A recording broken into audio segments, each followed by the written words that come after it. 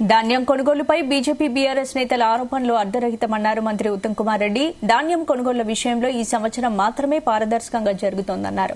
ధాన్యం కొనుగోలుపై పూర్తి నిబద్దతతో ముందుకెళ్తున్నామన్నారు. ధాన్యం కొనుగోలు ఇంత నిజాయితీగా ఎప్పుడూ జరగలేదన్నారు.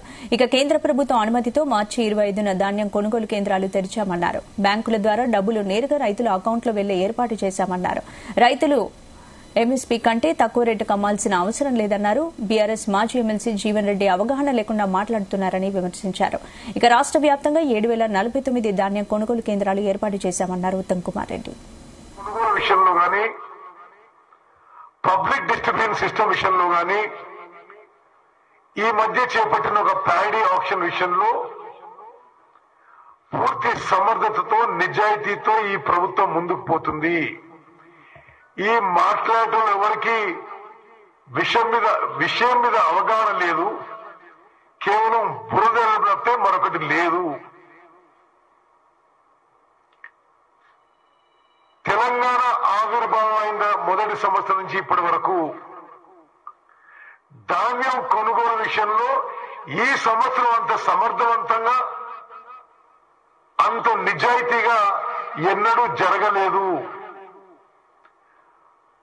ప్రతి గింజ ఈ ప్రభుత్వం మన ప్రభుత్వం ప్రతి గింజ ఎంఎస్పీ గాని ఎక్కువ ధర వచ్చే విధంగా అన్ని చర్యలు తీసుకున్నాం. ఇది మా గ్యారంటీ అని చెప్పి నేను మనం చేస్తున్నా. మీకు కొన్ని ఉదాహరణలు అవతల మాట్లాడే విషయాలు మీకు తెలవాలి.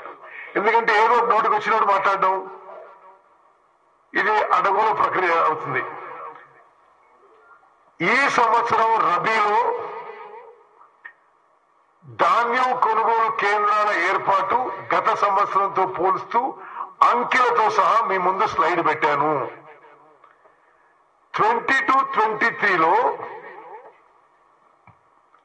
మొదటి ధాన్యం కొనుగోలు కేంద్రం 9 ఏప్రిల్కి ఓపెన్ చేయబడ్డది.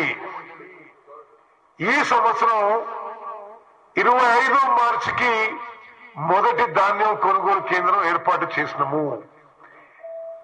1 ఏప్రిల్ కంటే ముందు చేయడానికి కేంద్ర ప్రభుత్వం యొక్క ప్రత్యేక అనుమతి పొంది తెలంగాణ రాష్ట్రంలో 1 ఏప్రిల్ కంటే సుమారు 1 వారం రోజుల ముందే ధాన్యం కొనుగోలు కేంద్రాలు కొనుగోలు చేసినాము, ప్రారంభించినము. పోయిన సంవత్సరం మొత్తం ధాన్యం కొనుగోలు కేంద్రాలు 7,031 ఉంటే ఈ సంవత్సరం 7,149 కేంద్రాలు ప్రారంభిస్తున్నాము. అందులో 6,919 కేంద్రాలు ఇప్పటికే ప్రారంభమైనవి.